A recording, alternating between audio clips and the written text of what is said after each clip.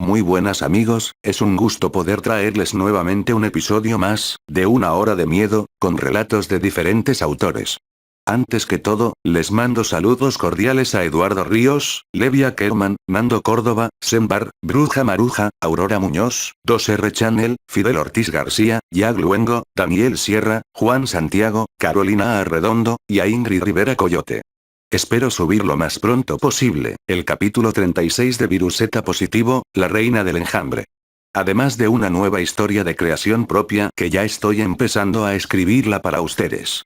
Los invito a comentar, suscribirse por si no lo han hecho todavía, y activar la campanita de notificaciones, para no perderse de ninguno de mis videos. Muy bien amigos, sin nada más que agregar, los dejo para que disfruten de los relatos.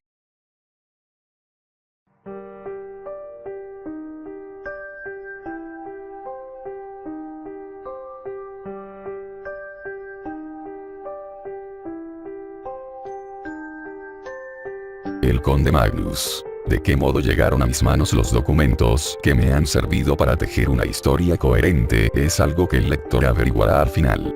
Sin embargo, es preciso que estos extractos vayan precedidos de una aclaración sobre la forma en que obran en mi poder. Consisten en una serie de textos compilados para un libro de viajes, literatura de moda en el siglo XIX, durante los años 40 y 50. Un buen ejemplo es el diario de una estancia en Jutlandia y las islas danesas, de Horace Marryat. Por lo general estos libros hablaban de alguna región poco conocida, ilustrados con xilografías, y daban información sobre alojamientos y medios de comunicación, como esperamos encontrar hoy en cualquier guía turística, y consistían en entrevistas con hombres cultos, posaderos ocurrentes y campesinos parlanchines. Gente abierta en una palabra. La idea era compilar material para un libro así. Su autor es un tal señor Wraxall. Lo que sé del proceder de los datos que aportan sus escritos, de los que infiero que era un hombre de mediana edad, posición acomodada, y solo. Por lo visto carecía de residencia fija en Inglaterra, y era asiduo de hoteles y posadas. Es probable que abrigara la idea de establecerse en un futuro que jamás llegó para él. Y creo también que muy posiblemente el incendio del Pantecnicón de principios de los 70 destruyó gran cantidad de material que habría arrojado abundante luz sobre sus antecedentes, porque alude una o dos veces a las pertenencias que guardaba almacenadas en ese establecimiento. Parece ser, además, que el señor Wraxall había publicado un libro a propósito de unas vacaciones que había pasado una vez en Bretaña. Salvo eso, no sé nada más de tal libro, porque después de buscarlo activamente en las bibliografías, he llegado al convencimiento de que debió de sacarlo a la luz de manera anónima o bajo seudónimo. En cuanto a su carácter, no es difícil formarse una opinión. Debió de ser un hombre inteligente y culto. Parece que estuvo a punto de entrar en el consejo de gobierno de su colegio de Oxford, el de Brasenose, según deduzco del calendario. Su principal defecto fue una excesiva curiosidad. Un defecto quizá positivo en un viajero, pero que este en concreto pagó bastante caro al final. Estaba elaborando el esquema de otro libro sobre la que resultó ser su última expedición. Escandinavia, una región no tan conocida por los ingleses hace 40 años, le había parecido un campo interesante. Debió de topar con unos cuantos libros antiguos de historia o memorias de Suecia, y se le ocurrió que había materia para una descripción del viaje por Suecia, entremezclado con episodios de la historia de alguna gran familia sueca. Así que se proveyó de cartas de presentación para personas importantes en Suecia, y partió a principios del verano de 1863. No hace falta que hable de sus viajes por el norte ni de su estancia en Estocolmo. Si debo decir que cierto savant residente le puso tras la pista de una importante colección de documentos familiares pertenecientes a los propietarios de una antigua mansión de Västergötland y le consiguió un permiso para examinarlos. Llamaremos a dicha mansión Raback, pronunciado algo así como Roebeck, aunque no es ese su nombre. De los edificios de su género, es uno de los mejores de toda la comarca, y el grabado de 1694, que lo reproduce en Suecia antigua y moderna, de Dallenberg, lo muestra prácticamente tal como el turista puede verlo hoy. Se construyó poco después de 1600, y en términos generales es muy semejante a las casas inglesas de ese periodo en lo que respecta a materiales, ladrillo rojo y de piedra. El hombre que mandó construir esta mansión era vástago de la gran casa de De la Gardie, y sus descendientes aún son dueños de ella. De la Gardie es el apellido con que les voy a designar cuando tenga que hablar de ellos. Acogieron al señor Uraxal con gran amabilidad y cortesía, y le insistieron en que se alojara en la casa durante sus investigaciones. Pero prefiriendo la independencia, y desconfiando de su capacidad para conversar en sueco, se instaló en la posada del pueblo. Este arreglo suponía hacer andando todos los días, contando la ida y la vuelta, algo menos de una milla hasta la mansión, que se alzaba en un parque y la rodeaban, diríamos que ocultaban, unos cuantos árboles añosos y corpulentos.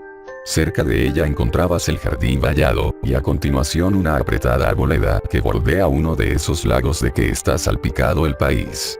Después venía el muro que cerraba la propiedad, y ascendías a un empinado monte, y en la cima estaba la iglesia cercada de árboles altos y oscuros. Era un edificio singular para unos ojos ingleses.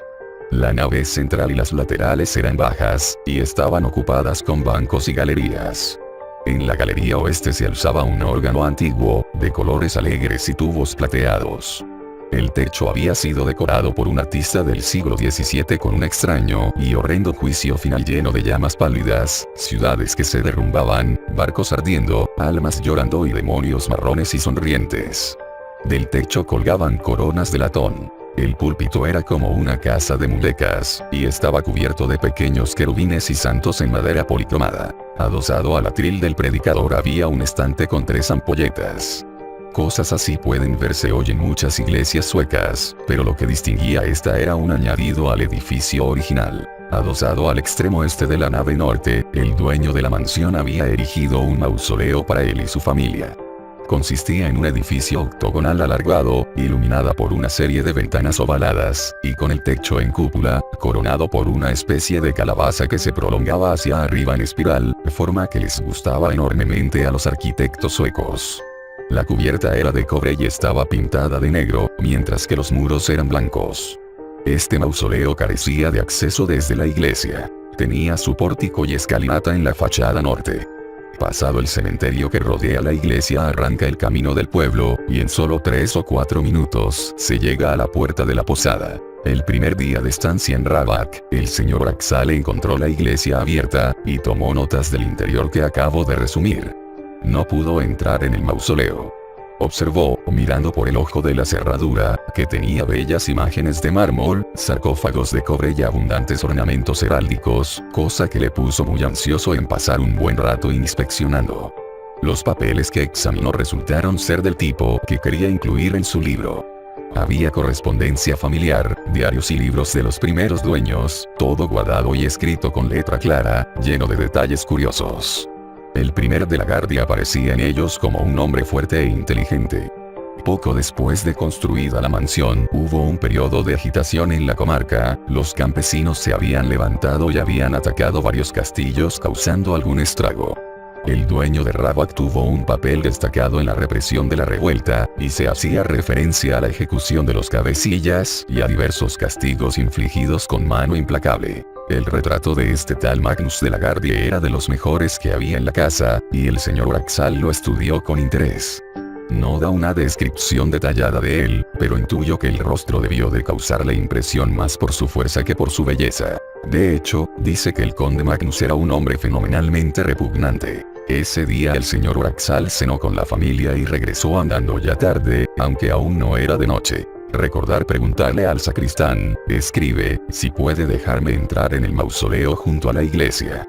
Está claro que él sí puede porque le he visto esta noche delante de la puerta. Encuentro que al día siguiente, por la mañana temprano, el señor Uraxal tuvo una conversación con el posadero. Al principio me sorprendió que la consignara con detalle, pero enseguida me di cuenta de que los papeles que tenía ante mí eran, inicialmente al menos, material para el libro que pensaba escribir, y que iba a ser de esas obras que admiten la inclusión de entrevistas. Su propósito, dice, era averiguar si subsistía alguna noticia oral del conde Magnus de la Gardie en el escenario donde desplegó sus actividades, y si gozaba o no de la estima popular. Averiguó que el conde no era querido. Si sus colonos llegaban tarde al trabajo se les ataba al potro, o eran azotados en el patio de la mansión.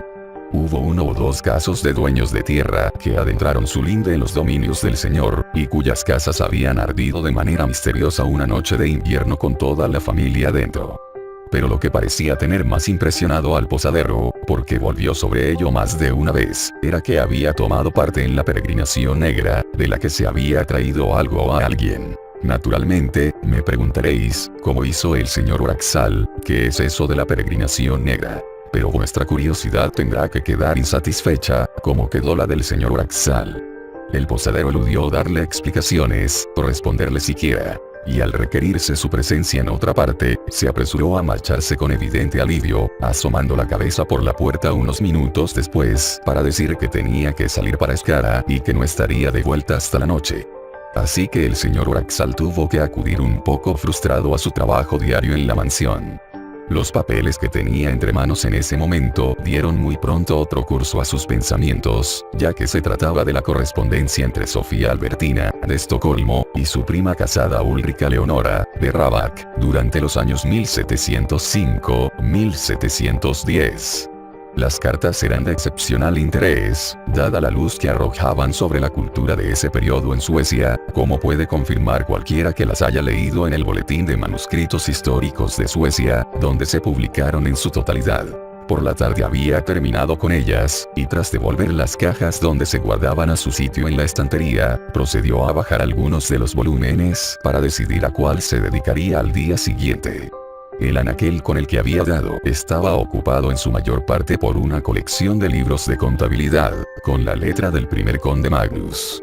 Uno de ellos, no era de cuentas, sino de alquimia, escrito con otra letra del siglo XVI. Como no está familiarizado con la jerga alquímica, el señor Oraxal dedica un tiempo que habría podido ahorrarse a desentrañar los títulos y preámbulos de diversos tratados. El libro del Fénix, el libro de las 30 palabras, el libro del sapo, el libro de Miriam, el turba filosóforum y otros. Y seguidamente expresa con gran entusiasmo su alegría al descubrir hacia la mitad del libro, en una hoja originalmente en blanco, cierto escrito del propio conde Magnus titulado Liber Nigrae Peregrinationis. Es cierto que eran solo unas líneas, pero bastaban para demostrar que el posadero se había referido esa mañana a una creencia al menos tan antigua como el propio conde Magnus, y que probablemente éste compartía. He aquí la traducción del escrito. Si alguien quiere obtener una vida larga, si quiere asegurarse un mensajero fiel y ver la sangre de sus enemigos, debe ir primero a la ciudad de Chorazin, y rendir allí homenaje al príncipe. Aquí había raspado una palabra borrada, de manera Oraxal la sustituyó por Aeris, del aire. Pero no había más texto, solo una línea en latín. Quiere reliqua ujus materia inter secretiora. Ver el resto de esta materia entre las cosas más secretas. Es innegable que esto arrojaba una luz siniestra sobre los gustos y creencias del conde. Pero para el señor Oraxal la idea de que a su poder hubiera podido añadir la alquimia, y a la alquimia algo así como la magia, no contribuyó sino a hacérselo más pintoresco. Y cuando, tras contemplar su retrato en el vestíbulo, emprendió el regreso a la posada, lo hizo absorto en el conde Magnus. No tenía ojos para ver a su alrededor, ni percibía las fragancias vespertinas del bosque, ni la luz del crepúsculo en el lago. Y cuando de repente volvió en sí, se quedó asombrado al descubrir que se hallaba ya ante la reja del cementerio. Su mirada se detuvo en el mausoleo. «Ah, estás ahí, conde Magnus», dijo, «cómo me gustaría verte». Como les ocurre a muchos hombres solitarios, escribe, tengo el hábito de hablar solo en voz alta. Y a diferencia de las partículas griegas y latinas, no espero respuesta. Desde luego, y quizá por fortuna en este caso, no hubo ninguna voz ni nada digno de tener en cuenta. Lo único que pasó fue que a la mujer que limpiaba la iglesia se le cayó al suelo algo metálico, supongo, y el ruido me sobresaltó. El conde Magnus, creo, duerme profundamente. Esa misma noche, el posadero, que había oído decir al señor Oraxal que quería ver al cura o diácono, como suelen llamarlo en Suecia, le presentó a dicho personaje en el bar de la posada. Al punto quedó acordada para el día siguiente una visita al Panteón de la Gardie, y siguió una pequeña charla general. Al señor Oraxal, recordando que una de las funciones de los diáconos escandinavos es instruir a los que van a recibir la confirmación, se le ocurrió refrescar su propia memoria sobre una cuestión bíblica. ¿Podría decirme algo?, dijo, sobre Chorazin? El diácono pareció sobresaltarse, pero le explicó de buen grado cómo ese pueblo fue denunciado una vez. Seguramente, dijo el señor Oraxal, hoy no quedarán de él más que ruinas. Eso espero, replicó el diácono. Nuestros viejos sacerdotes dicen que el anticristo nacerá allí. Y hay rumores. ¿Y qué cuentan esos rumores?, preguntó el señor Oraxal. Rumores, iba a decir, que he olvidado, dijo el diácono, y poco después se despidió. El posadero se quedó solo y a merced del señor Oraxal. Hernielsen, dijo, he averiguado algo sobre la peregrinación negra, así que puede contarme lo que sepa. ¿Qué trajo consigo el conde a su regreso? Puede que los suecos sean lentos en contestar, o puede que el posadero fuera una excepción, no sé. Pero el señor Oraxal anota que se le quedó mirando al menos un minuto antes de abrir la boca. Luego se acercó a su huésped y, tras un esfuerzo considerable, dijo: Señor Oraxal, voy a contarle esa historia, pero nada más. Ninguna más. Así que no me pregunte nada cuando termine. En tiempos de mi abuelo, o sea, hace 92 años, dijeron dos hombres: el conde ha muerto. Se acabaron las preocupaciones. Esta noche cazaremos a placer en su bosque. Es decir, el gran bosque que cubre el monte, que ha visto usted detrás de Rabac. Bien, pues los que les oyeron les dijeron: no vayáis. Seguro que si vais os encontraréis con alguien que no debería andar. Con alguien que debería reposar, no andar. Pero los dos hombres se echaron a reír. No había guardabosques que vigilasen, porque nadie quería cazar allí, y la familia no estaba en la casa, de modo que podían hacer lo que quisieran. Fueron al bosque esa noche. Mi abuelo estaba sentado aquí, en esta sala. Era verano, y con la ventana abierta podía ver el bosque, y oírlo. Estaba con 2 o 3 parroquianos, escuchando. Al principio todos estaban en silencio. Después oyeron a alguien, ya sabe la distancia que hay, gritar como si le arrancaran el alma. Los que estaban aquí se horrorizaron, y permanecieron así al menos 3/4 de hora.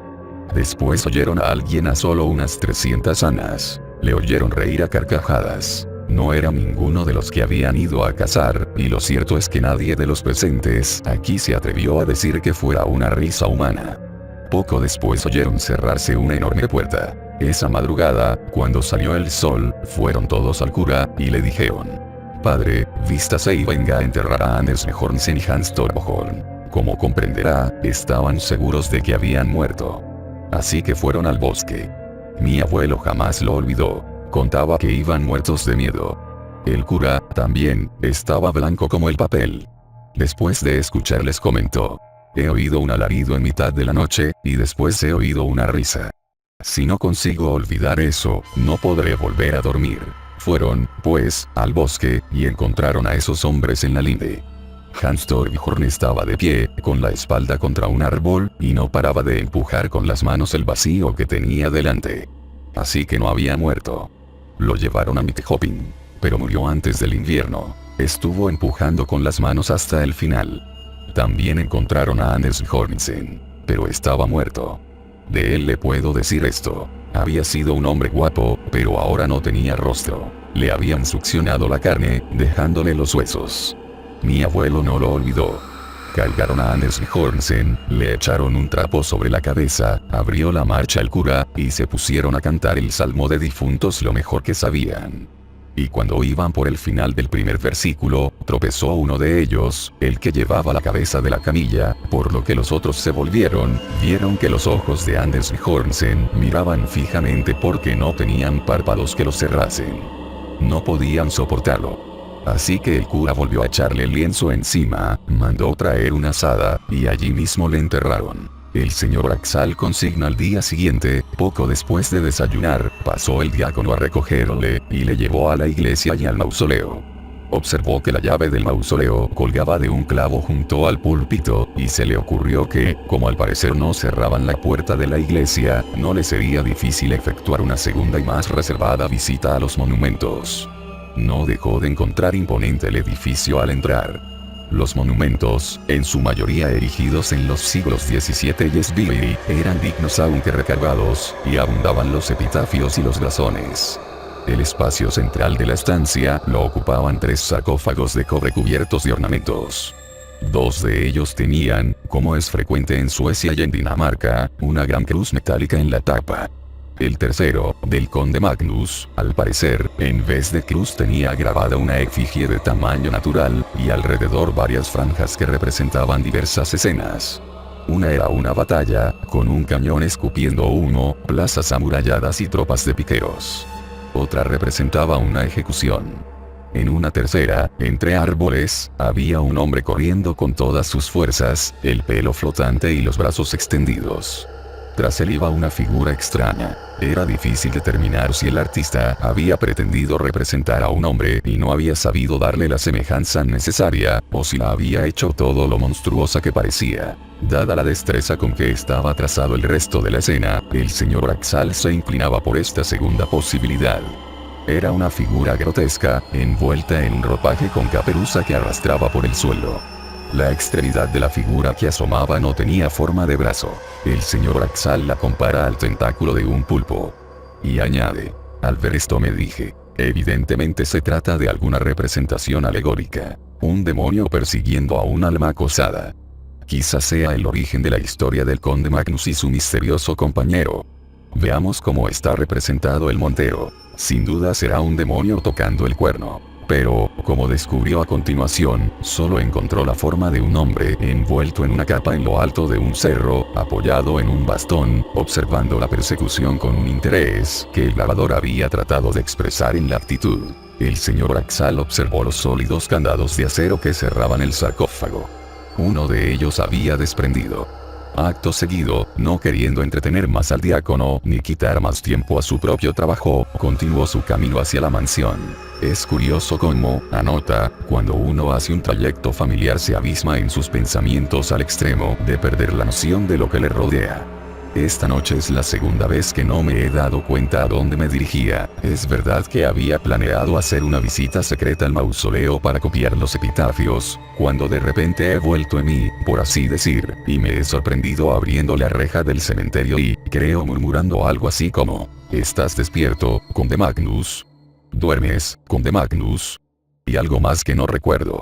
Creo que llevaba un rato comportándome de esta manera insensata. Encontró la llave del mausoleo, y copió la mayor parte de lo que quería. De hecho, estuvo allí hasta que empezó a quedarse sin luz. Creo que me equivoqué, escribe, al decir que había uno de los candados del sarcófago del conde en el suelo. Esta noche he visto que hay dos. Los he recogido y los he puesto en el alféizar de la ventana después de intentar cerrarlos en vano. El tercero sigue firme, y aunque supongo que es de resorte, no sé cómo se abre. De haberlo sabido creo que habría cometido la osadía de abrir el sarcófago. Es extraño el interés que se me ha despertado por la personalidad de este antiguo noble, me temo que algo feroz y siniestro. El día siguiente resultó ser el último en que el señor Oraxal iba a visitar Rabac. Recibió cartas que le informaban de ciertas inversiones y que hacían aconsejable su regreso a Inglaterra. Había terminado su trabajo con los documentos, y el viaje era lento. Así que decidió despedirse, añadir unos toques finales a las notas, y partir. Estos toques finales le ocuparon más de lo calculado. La hospitalaria familia insistió en que se quedase a comer, comían a las 3, y eran cerca de las 6:30 cuando traspuso la reja de hierro de Rabac. Se fue demorando a cada paso en su camino junto al lago, dispuesto a saturarse de impresiones del lugar. Y al llegar al cementerio, en lo alto del monte, se detuvo unos minutos a contemplar la ilimitada perspectiva de bosque, desde sus pies a la lejanía, totalmente oscuro bajo un cielo verde líquido. Cuando se volvió finalmente para reanudar la marcha, se le ocurrió que debía despedirse del conde Magnus, como había hecho del resto de la familia de la Gardie. La iglesia estaba a solo 20 yardas, y sabía en dónde colgaba la llave del mausoleo. Un momento después estaba ante el gran ataúd de cobre, y como de costumbre, hablando consigo mismo en voz alta. Quizá fuiste algo bribón en tus tiempos, conde Magnus, decía. De todos modos, me habría gustado conocerte, o mejor dicho. En ese instante, cuenta, sentí un golpe en el pie. Lo retiré instintivamente, y algo pesado cayó en el pavimento. Era el tercero y último de los candados que mantenía cerrado el sarcófago. Me incliné a recogerlo, y, el cielo es testigo, antes de incorporarme sonó un chirrido de bisagras metálicas, y vi con absoluta claridad que se levantaba la tapa. Quizá tuve una reacción cobarde, pero por nada del mundo habría permanecido allí un segundo más.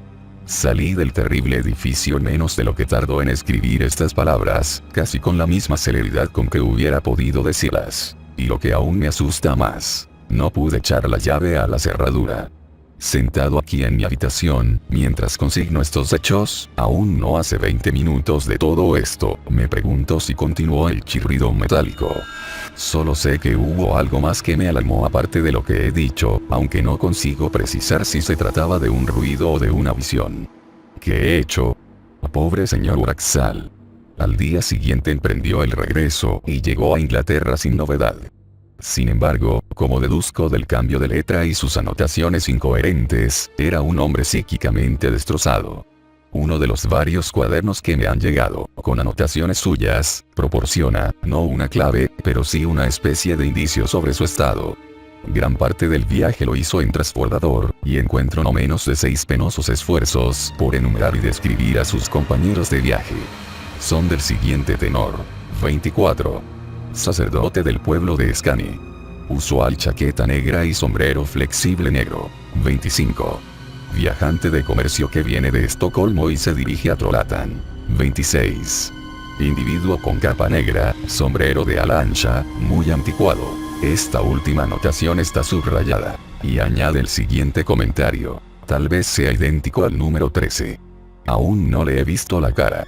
Respecto al número 13 he averiguado que es un sacerdote romano con sotana. El resultado de la cuenta es siempre el mismo. De los 28 pasajeros que cita, uno es siempre un hombre con una capa larga y sombrero ancho y otro una figura baja con capucha oscura. Por otro lado, comenta que a las comidas solo asisten 26. Falta siempre el hombre de la capa, y desde luego nunca está allí el individuo bajo.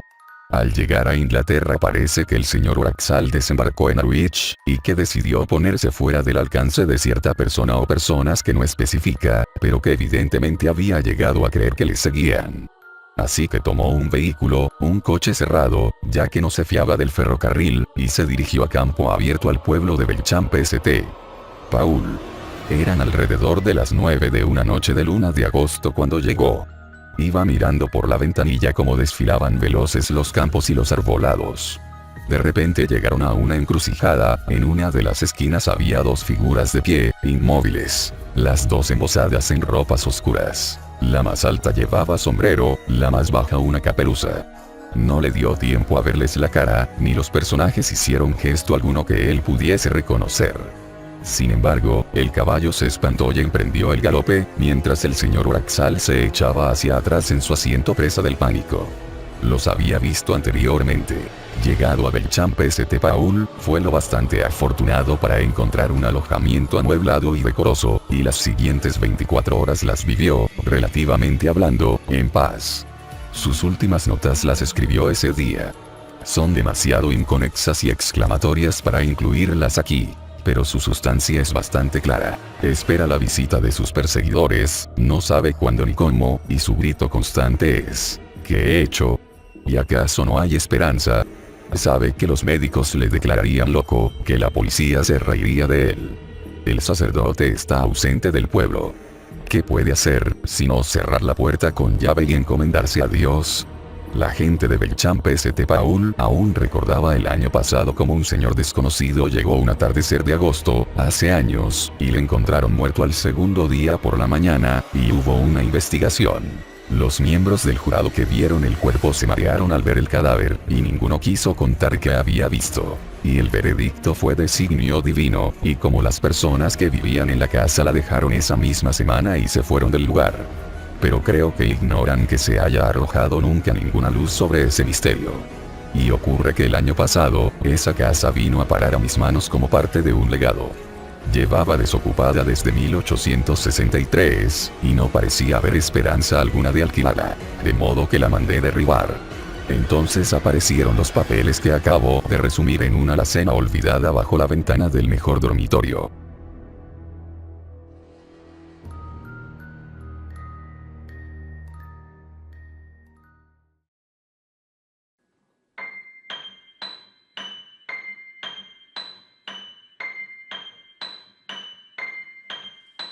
El crimen del otro. Las aventuras que voy a contar datan de 5 años atrás. Yo salía entonces de la adolescencia. Sin ser lo que se llama un nervioso, poseía en el más alto grado la facultad de gesticular, arrastrándome a veces a extremos de tal modo absurdos que llegué a inspirar, mientras hablaba, verdaderos sobresaltos. Este desequilibrio entre mis ideas, las más naturales posibles, y mis gestos, los más alocados posibles, divertían a mis amigos, pero solo aquellos que estaban en el secreto de esas locuras sin igual. Hasta aquí mis nerviosismos y no siempre. Luego entra en acción mi amigo Fortunato, sobre quien versa todo lo que voy a contar. Poe era en aquella época el único autor que yo leía. Ese maldito loco había llegado a dominarme por completo. No había sobre la mesa un solo libro que no fuera de él. Toda mi cabeza estaba llena de Poe, como si la hubieran vaciado en el molde de Ligeia. Ligeia. Qué adoración tenía por este cuento. Todos e intensamente. Valdemar, que murió 7 meses después. Dupin, en procura de la carta robada. Las señoras de Espanaye, desesperadas en su cuarto piso. Berenice, muerta a traición, todos me eran familiares. Pero entre todos, el barril de amontillado me había seducido como una cosa íntima mía. Montresor, el carnaval, Fortunato, me eran tan comunes que leía ese cuento sin nombrar ya a los personajes. Y al mismo tiempo envidiaba tanto a Poe que me hubiera dejado cortar con gusto la mano derecha por escribir esa maravillosa intriga. Sentado en casa, en un rincón, pasé más de 4 horas leyendo ese cuento con una fruición en que entraba sin duda mucho de adverso para Fortunato. Dominaba todo el cuento, pero todo. Ni una sonrisa por ahí, ni una premura en Fortunato se escapaba a mi perspicacia. ¿Qué no sabía ya de Fortunato y su deplorable actitud? A fines de diciembre leía Fortunato algunos cuentos de Poe. Me escuchó amistosamente, con atención sin duda, pero a una legua de mi ardor. De aquí que el cansancio que yo experimenté al final, no pudo comparársele el de Fortunato, privado durante 3 horas del entusiasmo que me sostenía. Esta circunstancia de que mi amigo llevara el mismo nombre que el del héroe del barril de amontillado me desilusionó al principio, por la vulgarización de un nombre puramente literario. Pero muy pronto me acostumbré a nombrarle así, y aún me extralimitaba a veces llamándole por cualquier insignificancia. Tan explícito me parecía el nombre. Si no sabía el barril de memoria, no era ciertamente porque no lo hubiera oído hasta cansarme. A veces en el calor del delirio le llamaba el mismo Montresor, Fortunato, Lucchesi, cualquier nombre de ese cuento. Y esto producía una indescriptible confusión de la que no llegaba a coger el hilo en largo rato. Difícilmente me acuerdo del día en que Fortunato me dio pruebas de un fuerte entusiasmo literario. Creo que a Poe puede sensatamente atribuir ese insólito afán, cuyas consecuencias fueron exaltar a tal grado el ánimo de mi amigo que mis predilecciones eran un frío desdén al lado de su fanatismo. Cómo la literatura de Poe llegó a hacerse sensible en la ruda capacidad de Fortunato. Recordando, estoy dispuesto a creer que la resistencia de su sensibilidad, lucha diaria en que todo su organismo inconscientemente entraba en juego, fue motivo de sobra para ese desequilibrio, sobre todo en un ser tan profundamente inestable como Fortunato. En una hermosa noche de verano, se abrió a mi alma en esta nueva faz. Estábamos en la azotea, sentados en sendos sillones de tela. La noche cálida y enervante favorecía nuestros proyectos de errabunda meditación. El aire estaba débilmente oloroso por el gas de la usina próxima. Debajo nuestro clareaba la luz tranquila de las lámparas tras los balcones abiertos. Hacia el este, en la bahía, los farolillos coloridos de los buques cargaban de cambiantes el agua muerta como un vasto terciopelo, fósforos luminosos que las olas mansas sostenían temblando, fijos y paralelos a lo lejos, rotos bajo los muelles. El mar, de azul profundo, susurraba en la orilla. Con las cabezas echadas atrás, las frentes sin una preocupación, soñábamos bajo el gran cielo lleno de estrellas, cruzados solamente de lado a lado, en aquellas noches de evolución naval, por el brusco golpe de luz de un crucero en vigilancia. ¡Qué hermosa noche!, murmuró Fortunato. Se siente uno más irreal, leve y vagante como una boca de niño que aún no ha aprendido a besar. Gustó la frase, cerrando los ojos. El aspecto especial de esta noche, prosiguió, tan quieta, me trae a la memoria la hora en que Poe llevó al altar y dio su mano a Lady Rowena Tremanion, la de ojos azules y cabellos de oro. Tremanion de Tremaine. Igual fosforescencia en el cielo, igual olor a gas. Meditó un momento. Volvió la cabeza hacia mí, sin mirarme. ¿Se ha fijado en que Poe se sirve de la palabra locura, ahí donde su vuelo es más grande? En Ligeia está 12 veces. No recordaba haberla visto tanto, y se lo hice notar. Bah. No es cuestión de que la ponga tantas veces, sino de que en ciertas ocasiones, cuando va a subir muy alto, la frase ha hecho ya notar esa disculpa de locura que traerá consigo el vuelo de poesía. Como no comprendía claramente, me puse de pie, encogiéndome de hombros. Comencé a pasearme con las manos en los bolsillos. No era la única vez que me hablaba así. Ya 2 días antes había pretendido arrastrarme a una interpretación tan novedosa de El Cameleopardo que hube de mirarle con atención, asustado de su carrera vertiginosa. Seguramente había llegado a sentir hondamente. Pero ¿a costa de qué peligros? Al lado de ese franco entusiasmo, yo me sentía viejo, escudriñador y malicioso. Era en él un desborde de gestos y ademanes, una cabeza lírica que no sabía ya cómo oprimir con la mano la frente que volaba. Hacía frases. Creo que nuestro caso se podía resumir en la siguiente situación.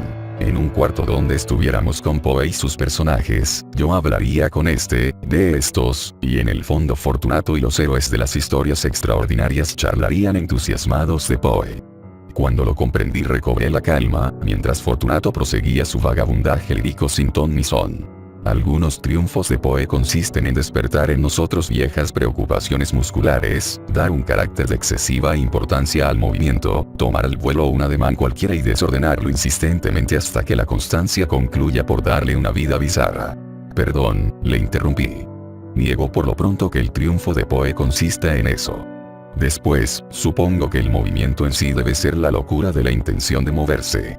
Esperé lleno de curiosidad su respuesta, atisbándole con el rabo del ojo. No sé, me dijo de pronto con la voz velada como si el suave rocío que empezaba a caer hubiera llegado a su garganta. Un perro que yo tengo sigue y ladra cuadras enteras a los carruajes. Como todos. Les inquieta el movimiento. Les sorprende también que los carruajes sigan por su propia cuenta a los caballos. Estoy seguro de que si no obran y hablan racionalmente como nosotros, ello obedece a una falla de la voluntad. Sienten, piensan, pero no pueden querer. Estoy seguro. ¿A dónde iba a llegar aquel muchacho, tan manso un mes atrás? Su frente estrecha y blanca se dirigía al cielo. Hablaba con tristeza, tan puro de imaginación que sentí una tibia fiebre de azuzarle. Suspiré hondamente. Oh Fortunato. Y abrí los brazos al mar como una griega antigua. Permanecí así 10 segundos, seguro de que iba a provocarle una repetición infinita del mismo tema. En efecto, habló con el corazón en la boca, habló todo lo que despertaba en aquella encrespada cabeza.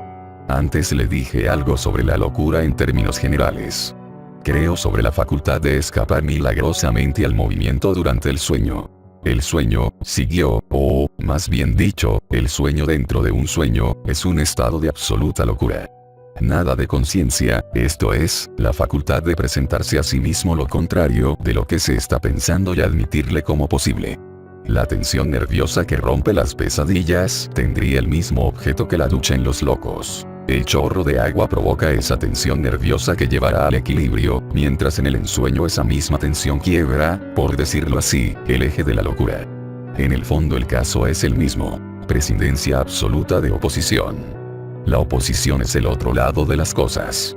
De las dos conciencias que tienen las cosas, el loco o el soñador solo ve una, la afirmativa o la negativa. Los cuerdos se acogen primero a la probabilidad, que es la conciencia loca de las cosas. Por otra parte, los sueños de los locos son perfectamente posibles. Y esta misma posibilidad es una locura, por dar carácter de realidad a esa inconsciencia. No la niega, la cree posible. Hay casos sumamente curiosos. Sé de un juicio donde el reo tenía en la parte contraria la acusación de un testigo del hecho. Le preguntaban, ¿usted vio tal cosa? El testigo respondía, sí. Ahora bien, la defensa alegaba que siendo el lenguaje una convención, era solamente posible que en el testigo la palabra sí expresara afirmación. Proponía al jurado examinar la curiosa adaptación de las preguntas al monosílabo del testigo. En pos de estas, hubiera sido imposible que el testigo dijera, no, entonces no sería afirmación, que era lo único de que se trataba, etcétera, etcétera. Valiente Fortunato. Habló todo esto sin respirar, firme con su palabra, los ojos seguros en que ardían como vírgenes todas estas castas locuras. Con las manos en los bolsillos, recostado en la balaustrada, le veía discurrir. Miraba con profunda atención, eso sí, un ligero vértigo de cuando en cuando. Y aún creo que esta atención era más bien una preocupación mía. De repente levantamos la cabeza. El foco de un crucero azotó el cielo, barrió el mar, la bahía se puso clara con una lívida luz de tormenta, sacudió el horizonte de nuevo, y puso en manifiesto a lo lejos, sobre el agua ardiente de estaño, la fila inmóvil de acorazados. Distraído, Fortunato permaneció un momento sin hablar. Pero la locura, cuando se la estrujan los dedos, hace piruetas increíbles que dan vértigos, y es fuerte como el amor y la muerte. Continuó. La locura tiene también sus mentiras convencionales y su pudor. No negará usted que el empeño de los locos en probar su razón sea una de aquellas. Un escritor dice que tan ardua cosa es la razón que aún para negarla es menester razonar. Aunque no recuerdo bien la frase, algo de ello es. Pero la conciencia de una meditación razonable solo es posible recordando que ésta podría no ser así. Habría comparación, lo que no es posible tratándose de una solución, uno de cuyos términos causales es reconocidamente loco. Sería tal vez un proceso de idea absoluta. Pero bueno es recordar que los locos jamás tienen problemas o hallazgos. Tienen ideas. Continuó con aquella su sabiduría de maestro y de recuerdos despertados a sazón. En cuanto al pudor, es innegable. Yo conocí un muchacho loco, hijo de un capitán, cuya sinrazón había dado en manifestarse como ciencia química. Contábanme sus parientes que aquel leía de un modo asombroso, escribía páginas inacabables, daba a entender, por monosílabos y confidencias vagas, que había hallado la ineficacia cabal de la teoría atómica, creo se refería en especial a los óxidos de manganeso. Lo raro es que después se habló seriamente de esas inconsecuencias del oxígeno. El tal loco era perfectamente cuerdo en lo demás, cerrándose a las requisitorias enemigas por medio de silbidos, PST y levantamientos del bigote. Gozaba del triste privilegio de creer que cuantos con él hablaban querían robarle su secreto. De aquí los prudentes silbidos que no afirmaban ni negaban nada. Ahora bien, yo fui llamado una tarde para ver lo que de sólido había en esa desvariada razón. Confieso que no pude orientarme un momento a través de su mirada de perfecto cuerdo, cuya única locura consistía entonces en silbar y extender suavemente el bigote, pobre cosa.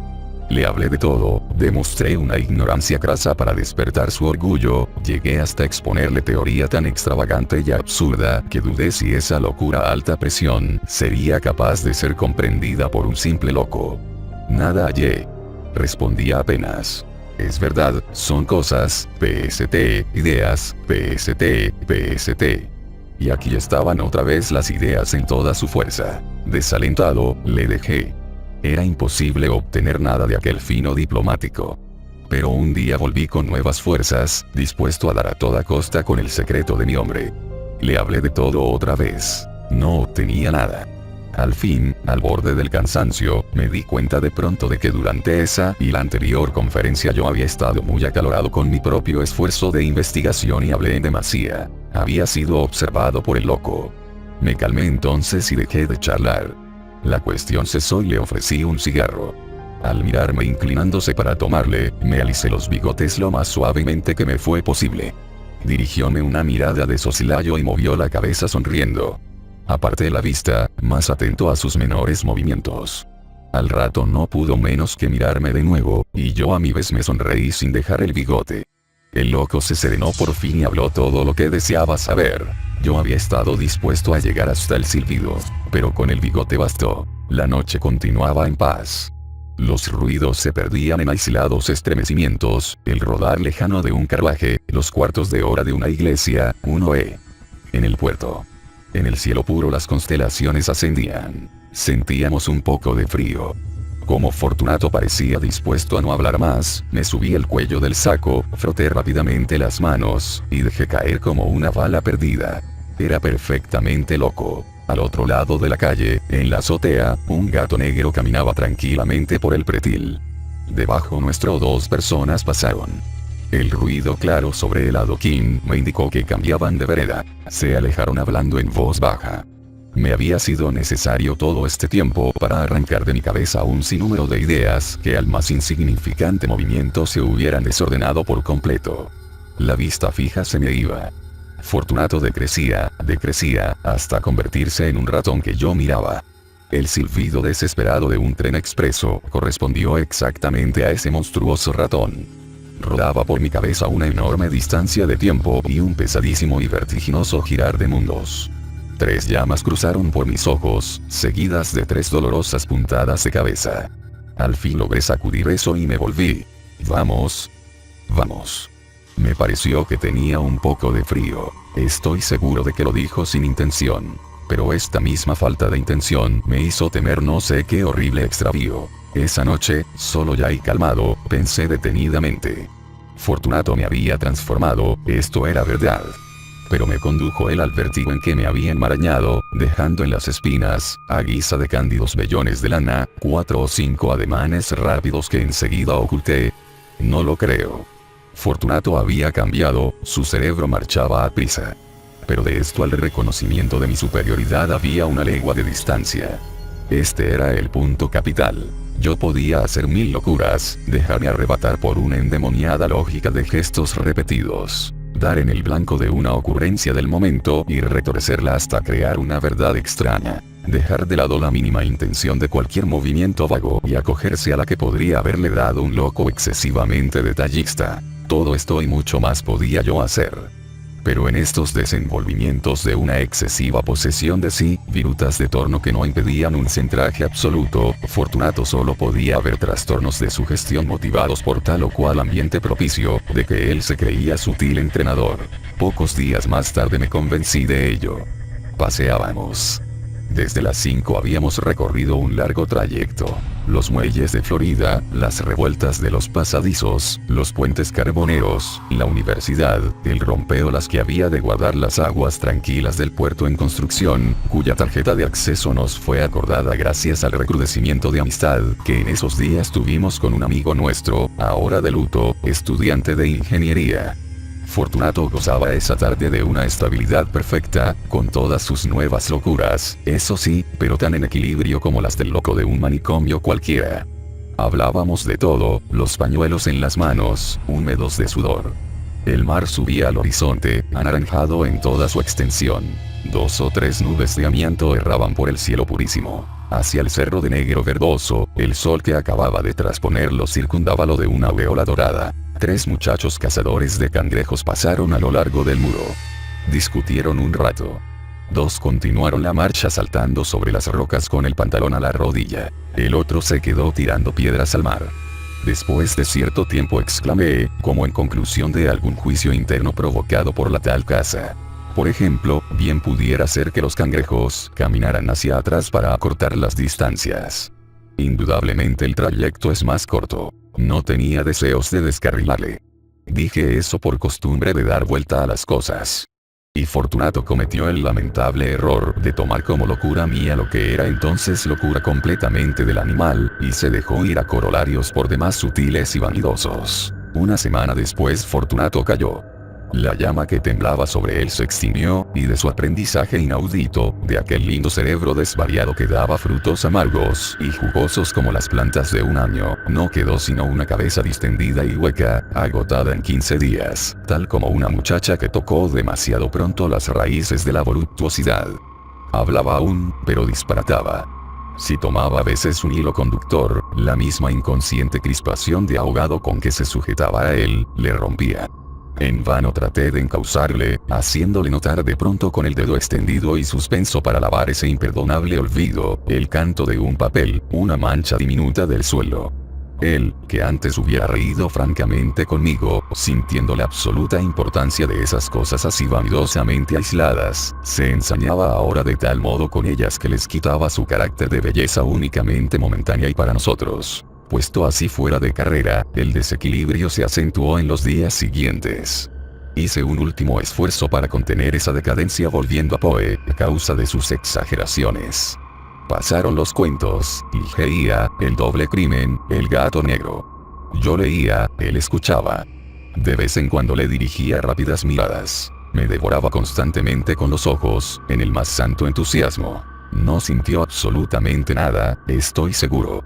Repetía la lección demasiado sabida, y pensé en aquella manera de enseñar a bailar a los osos, de que hablan los titiriteros avesados. Fortunato ajustaba perfectamente en el marco del organillo. Deseando tocarle con fuego, le pregunté, distraído y jugando con el libro en el aire. ¿Qué efecto cree usted que le causaría a un loco la lectura de Poe? Locamente temió una estratagema por el jugueteo con el libro, en que estaba puesta toda su penetración. No sé. Y repitió. No sé, bastante acalorado. Sin embargo, tiene que gustarles. No pasa eso con toda narración dramática o de simple idea, ellos que demuestran tanta afición a las especulaciones. Probablemente viéndose instigados en cualquier corazón delator se desencadenarán por completo. Oh. No, suspiró.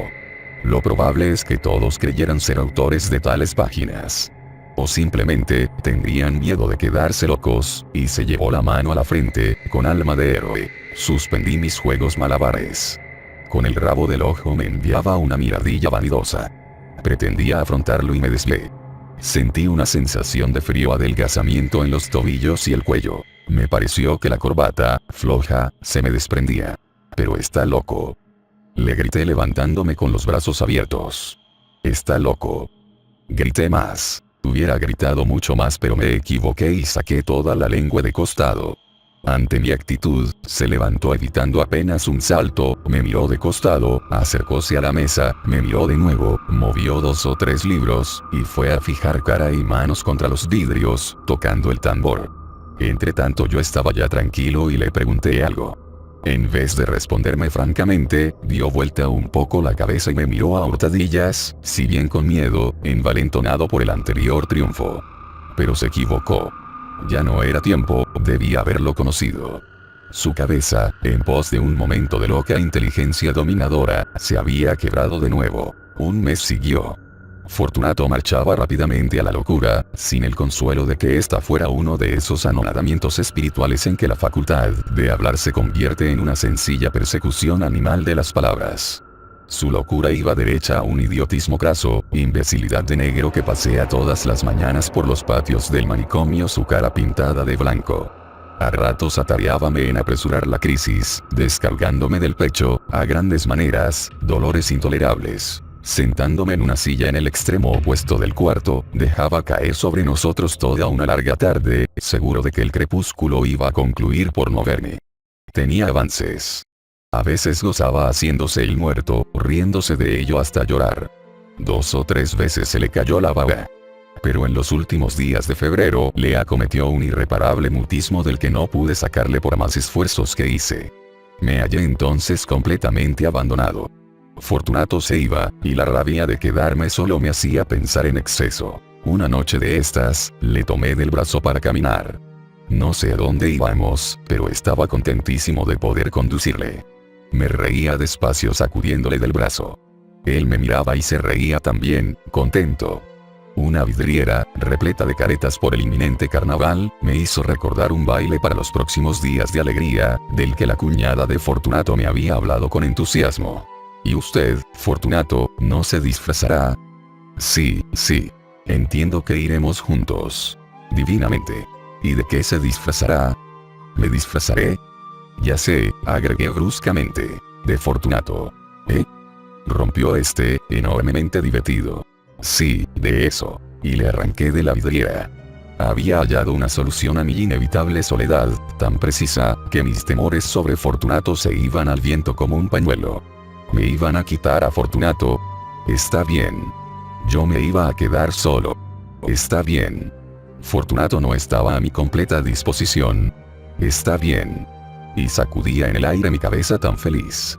Esta solución podía tener algunos puntos difíciles, pero de ella lo que me seducía era su perfecta adaptación a una famosa intriga italiana, bien conocida mía, por cierto, y sobre todo la gran facilidad para llevarla a término. Seguí a su lado sin incomodarle. Marchaba un poco detrás de él, cuidando de evitar las junturas de las piedras para caminar debidamente. También me sentía. Una vez en la cama, no me moví, pensando con los ojos abiertos. En efecto, mi idea era esta: hacer con Fortunato lo que Poe hizo con Fortunato. Emborracharle, llevarle a la cueva con cualquier pretexto, reírse como un loco. Qué luminoso momento había tenido. Los disfraces, los mismos nombres. Y el endemoniado gorro de cascabeles, sobre todo. ¡Qué facilidad! Y por último un hallazgo divino. Como Fortunato estaba loco, no tenía necesidad de emborracharlo. A las 3 de la mañana supuse próxima la hora. Fortunato, completamente entregado a galantes devaneos, paseaba del brazo a una extraviada Ofelia, cuya cola, en sus largos pasos de loca, barría furiosamente el suelo. Nos detuvimos delante de la pareja. Y bien, querido amigo. ¿No es usted feliz en esta atmósfera de desbordante alegría? Sí, feliz, repitió Fortunato alborozado. Le puse la mano sobre el corazón. Feliz como todos nosotros. El grupo se rompió a fuerza de risas. Mi amplio ademán de teatro las había conquistado. Continué. Ofelia ríe, lo que es buena señal. Las flores son un fresco rocío para su frente. La tomé la mano y agregué. ¿No siente usted en mi mano la razón pura? Verá usted, curará, y será otra en su ancho, pesado y melancólico vestido blanco, y a propósito, querido Fortunato, ¿no le evoca a usted esta galante Ofelia una criatura bien semejante en cierto modo? Fíjese usted en el aire, los cabellos, la misma boca ideal, el mismo absurdo deseo de vivir solo por la vida, perdón, concluí volviéndome. Son cosas que Fortunato conoce bien. Fortunato me miraba asombrado, arrugando la frente. Me incliné a su oído y le susurré apretándole la mano. De Ligeia, mi adorada Ligeia. Ah, sí, así. Y se fue. Huyó al trote, volviendo la cabeza con inquietud como los perros que oyen ladrar no se sabe dónde. A las 3:30 marchábamos en dirección a casa. Yo llevaba la cabeza clara y las manos frías. Fortunato no caminaba bien.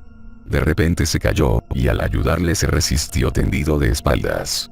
Estaba pálido, miraba ansiosamente a todos lados. De las comisuras de sus labios pendientes caían fluidas babas. De pronto se echó a reír. Le dejé hacer un rato, esperando fuera una pasajera crisis de que aún podría volver. Pero había llegado el momento. Estaba completamente loco, mudo y sentado ahora, los ojos a todos lados, llorando a la luz de la luna en gruesas, dolorosas e incesantes lágrimas, su asombro de idiota. Le levanté como pude y seguimos la calle desierta. Caminaba apoyado en mi hombro. Sus pies se habían vuelto hacia adentro. Estaba desconcertado. ¿Cómo hallar el gusto de los tiernos consejos que pensaba darle a semejanza del otro, mientras le enseñaba con prolija amistad mi sótano, mis paredes, mi humedad y mi libro de Poe, que sería el tonel en cuestión? No habría nada, ni el terror al fin cuando se diera cuenta. Mi esperanza era que reaccionase, siquiera un momento para apreciar debidamente la distancia a que nos íbamos a hallar. Pero seguía lo mismo. En cierta calle una pareja pasó al lado nuestro, ella también vestida que el alma antigua de Fortunato tuvo un tardío estremecimiento y volvió la cabeza. Fue lo último. Por fin llegamos a casa. Abrí la puerta sin ruido, le sostuve heroicamente con un brazo mientras cerraba con el otro, atravesamos los dos patios y bajamos al sótano. Fortunato miró todo atentamente y quiso sacarse el frac, no sé con qué objeto. En el sótano de casa había un ancho agujero revocado, cuyo destino en otro tiempo ignoro del todo. Medía 3 metros de profundidad por 2 de diámetro.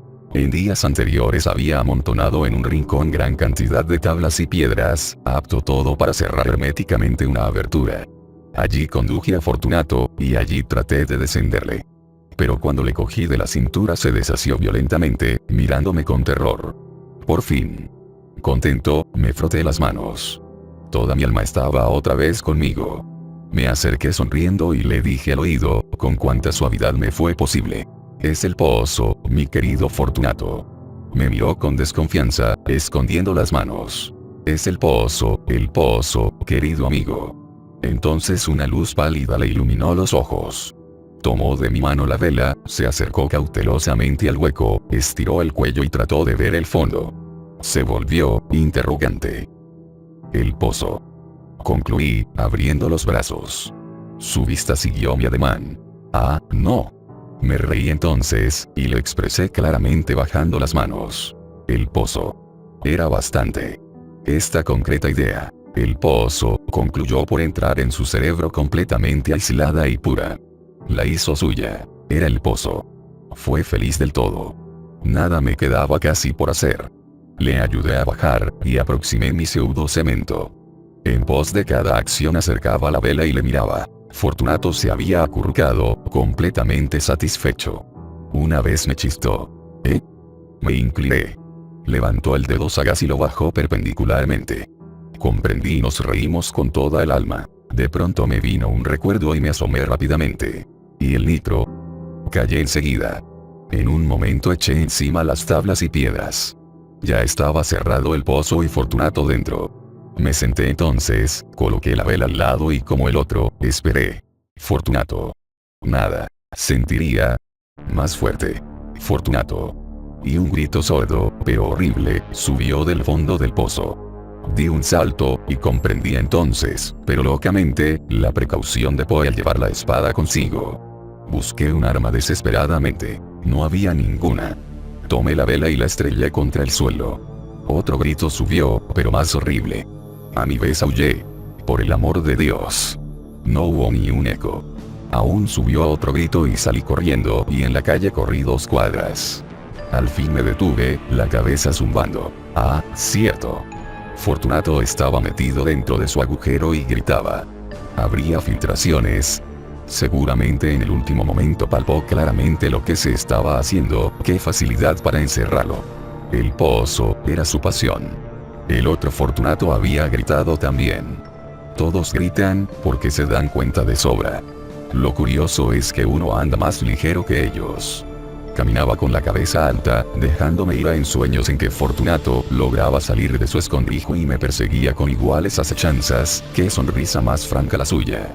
Presté oído, buena había sido la idea de quien hizo el agujero. Y después la vela. Eran las 4. En el centro barrían aún las últimas máquinas. Sobre las calles claras la luna muerta descendía. De las casas dormidas quién sabe por qué tiempo, de las ventanas cerradas, caía un vasto silencio. Y continué mi marcha gozando las últimas aventuras con una fruición tal que no sería extraño que yo a mi vez estuviera un poco loco.